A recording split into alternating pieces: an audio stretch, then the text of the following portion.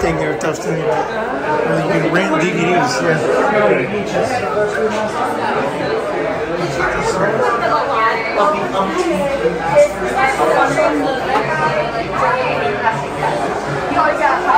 This. I think you can buy it. I think you can buy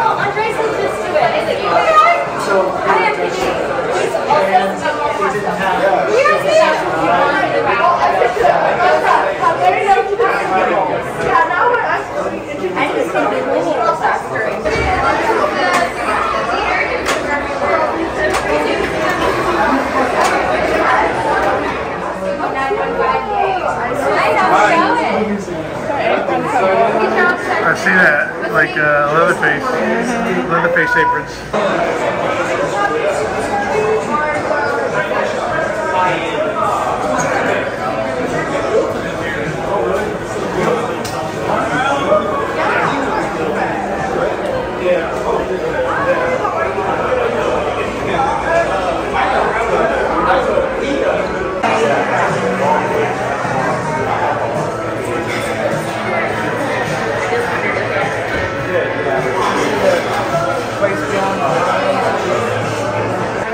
My friend Armando is like obsessed with this movie. I have to show him the pictures. So He's not on Facebook anymore. I'll just send him the pictures.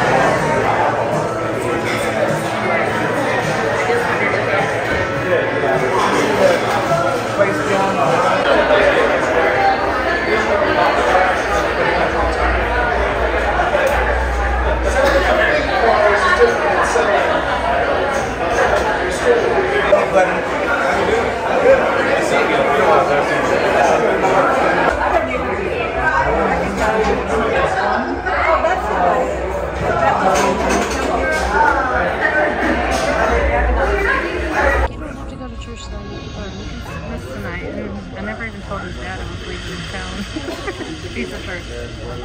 No, he is at church? Yeah. I had a notification in the car earlier. I pulled back. The car was at home.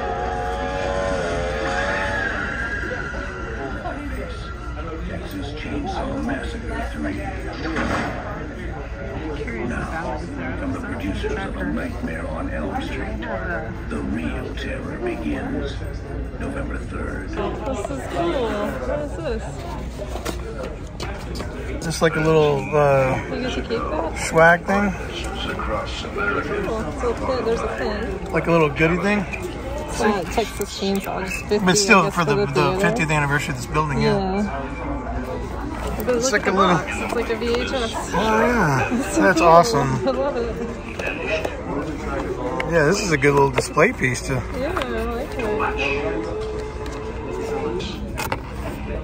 Yes, come Very on. special night. He's So we're celebrating a lot of things, but we're celebrating I think you would notice that there's a similar. the anniversary of the village since we've known it since 2001, but also the village since 1974. So this was our second theater that we built. We had one downtown that my wife and I built and learned how to do this business. It was actually, but with Village, it was our first expansion, first time we couldn't be at two places at the same time, and started our path to where we are now. So we did build the building in 1974, and it was built. There's a little letterpress treat there on the table for you. It might seem odd just because it's maybe one of the creepier clowns I've ever seen, and but that is a reproduction of the very first advertisement that the Village Cinema put in the Austin American-Statesman to announce our existence. It is a bad advertisement, and because of that, we thought we'd just reproduce it without permission and pass it on to you. One of the great things about the Village in 1974 is there was a movie that came out in 1974 that changed everything. Horror movies before Texas Chainsaw Massacre, yeah, okay, they're fine. There's some good ones, whatever. Afterwards, a whole different ballgame. It introduced a level of horror and terror that changed every movie in its wake. And we have a couple of gentlemen here who made this film. We're going to bring them up here. So we got Perry Lorenz and we got Wayne Bell. Come on down, gentlemen. And I know Alan's here, but I didn't see him. I know Alan Danziger is in the lobby. Yeah. But you grab Alan, he's right at his table. Okay. Hey, it's great to see you. Thanks for coming. So Wayne not only did the sound for Texas Chainsaw Massacre, he did the sound for Richard Linklater's Hitman, which is having a premiere across town. And where is he right now? Right. Where I'm here. Thank you. There's so much to say. This theater, I was here when it was opened in '74. They're reasonably good theaters. I mix movies for a living. And I mixed a number of pictures that were in South by that wouldn't play here. So the movie I worked on is playing now at its premiere at the Paramount. I'm not there partly because I want to be here, partly because it's an excruciating experience sound-wise to listen to a mix that you've done in that wonderful old theater, which is great looking, a great place. I love it, and it sounds less good. So, you know, we didn't talk about it, but the sound of Texas Chainsaw Massacre might be the secret weapon. A lot of people, like, if you're watching a movie and you're not like into sound, you're like, I didn't really get into that movie, or that didn't do it for me. A lot of times it's because the sound is not immersive. Like, I think what you did to create the soundscape for Chainsaw was legendary. And again, changed the way that horror films are made. So, actually, curious. Toby's a great man. He worked with me a lot. Toby and I did the score, which some people might not even think it's a score.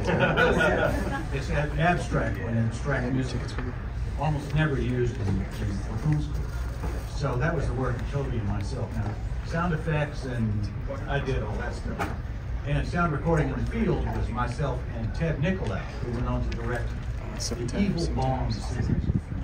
Maybe you know. But anyway, I assume everybody here has seen this picture. I was curious, is there anybody that hasn't seen this film? We got 1, 2, no shame, 3, 4, this 5. That's pretty interesting. If you find me afterwards, I'd like to see. I've been hyping this pretty strong. Maybe tell me what you really think, okay? Unless you didn't like it, and then I don't want to talk to you after.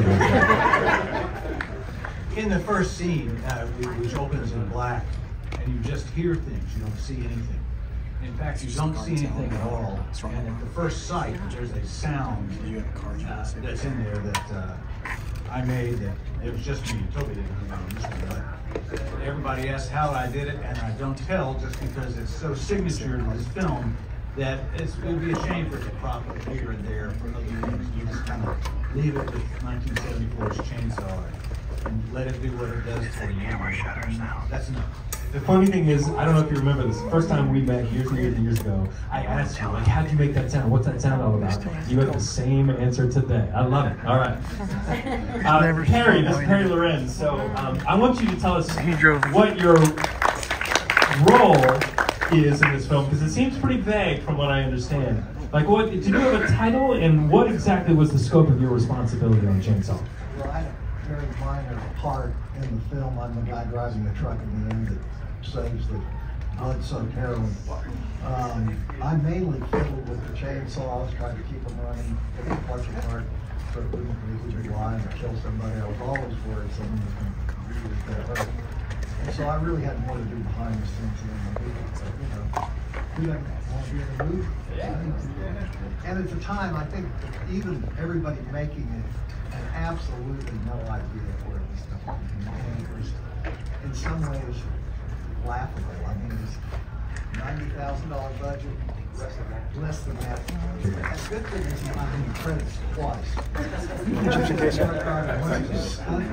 And the truth is we've done it over and over and over where I think making it probably is going to be real dramatic, the highway control, all of that. And in the end, the scene they used just looked like I made a U-turn. I call it a stunt. I just found out tonight a little bit of interesting trivia about the film is that Diane, the founder of Vulcan Video, owns the truck that you drive. She bought it, and so she's got it in safekeeping. So Wow. Ladies and gentlemen, the legendary van driver himself, Jerry, Mr. Allen Dinger. Just a little aside, you guys are watching this movie on real cushy seats and stuff like that. when the movie came out in 1974, my parents were living in Florida, which is the law.